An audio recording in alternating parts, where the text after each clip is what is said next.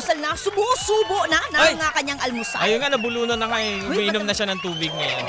Yan ang masarap na, ano, di ba, makakapag... Yung nabubulunan. Ay, nagmamadali pala. Oo, hindi kasi syempre, di ba, at least nalalaman na ng sikmura Oo, mo. importante yan kasi lalo na kung ang trabaho mo talaga maghapon. Ayan. Yung iba kasi sa kakamadali, hindi na nag-aalmusal. Ini-skip na nila yung breakfast.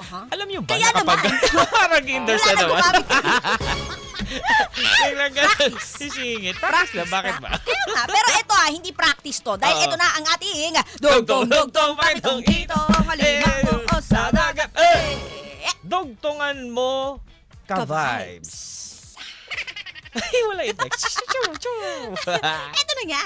O ano na, Ano na, dugtungan mo na. Ay na, dumilim daw ang paningin dahil... Blank! Ayan, duga mo ka-vibes. Dumilim ang paningin dahil... Ikaw, dumilim ang paningin dahil... Dumilim ang paningin dahil ang naranasan kong paggaling ako sa pagaling sa labas. So dumilim ang dahil sa tirik na araw, gano'n. Kasi sobrang liwanag. Pagka bigla akong yung hindi dahil sa edad to yung hindi, wala akong sinabi. Wala akong sinabi. Yung parang nag-blur yung paningin mo, ano yun, parang gano'n. Hindi kapag galing ka sa matinding sikat ng araw o kaya yung liwanag, talagang grabe yung tama sa'yo. Tapos pasok mo di mo, sana yung paligid. Biglang Ganon. hindi ka na masyado pang makakita dahil sumilong ka. Oo, diba? dumilim ang paligid, tas may humawak sa...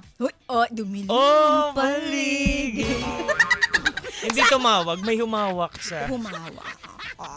sa- Napahawak sa pader kasi, Oo. asa na ba yun? Ganon. Ito yung switch. Ayan, Tama. nabibuksan yung ilaw. Tama, Ikaw, ganun. Sa akin naman dumilim ang paningin dahil sa gutom. karamihan dami ganyan, nakaka-relate sa doon. Dahil walang tulog. Walang tulog. Init na init. Ay Oo. talaga man didilim ang paningin mo niyan ka-vibes tapos hindi ka pa umiinom ng tubig. Ah, naman talaga. Ayan, Ito- isang paalala na uminom ng maraming tubig lalo tag-init ngayon ka-vibes. So, eto. Diba? Ganon lang kadali yan, no? Aha. Sasagutin mo lang yan, tapos babasahin na namin. Kaya naman, simulan na natin ang mga palasagot natin. Kabahid, ito na kanilang mga kasagutan. Si Coach Everyday, sabi niya, dumilim ang paningin dahil biglang nahilo. Oh, yun. Nahihilo. Nalilit. Shout out ulit. Ay, na naman si Felix Valdez. Dumilim po ang paningin ko dahil sa sobrang init sa labas. Ayan ang sinasabi yan natin. yun, diba? Sumagot si JR Lakian, sabi niya, dumilim ang paningin dahil kumain ng 1 kilo na sugpo, 1 kilo na crabs at lobster. May lechon pa. Uy, pagpapata yan, JR Didilim- Lakian, ha? Yung pagdilim ng paningin mo, parang hindi nasusunod. Wala nang liwanag kang makikita nun. Diba? Iba ng liwanag yung makikita Oo, mo. parang magdidire-diretso na yun, Oo. O, ito naman si Joel Jason, sabi niya, dumilim ang paningin dahil natalo ang paborito kong koponan sa basketball. Naku, baka Lakers yan, ha? 3-0 na. Naku Yan. po. Yan ang sinasabi 3-0 natin. na yung Oo, OKC. lahat ng mga kalalakihan magtataob ng mesa. parang Grabe ganun. naman yan. Oo. Oo. O, ito naman si William Si Mortel. Luka kasi. Luka.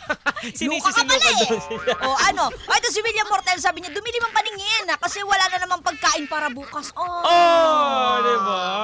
O, ito naman si Music Lover, sabi niya, dumilim ang paningin dahil nagugutom na. Parehas tayo, Day. Oo, nagugutom na.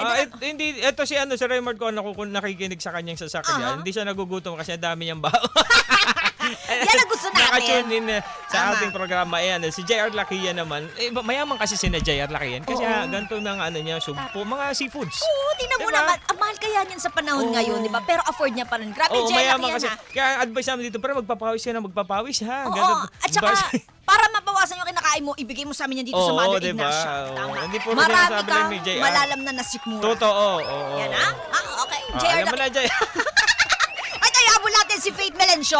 Sabi niya, dumilim ang Lechon? paningin dahil dumilim ang paningin dahil wala ng pera. Si Simon Wright, dumilim ang paningin dahil hindi ko makita ang oras. Ay, grabe naman. Baka oras na para Oo. magtrabaho ka Baka na. oras na, di ba? Para magbago ka na. Tama, bago ka pala eh. Ano? O siya. Ito, may sagot pa. Dumilim ang paningin dahil naiinis ako sa ex ko. Ayan. Oy, ano kaya? Ayaw mo na kasi siya. Andro, hayaan mo na. Oo, ito naman si Gerald Misiano, dumilim ang paningin Misiano? dahil nanalo sa jackpot prize sa Lotto. Talaga, ba't matidilim paningin mo? Diba? Nasyak ka dahil nanalo ka? Nagdidilim talaga yung paningin ni Mama Mia ngayon.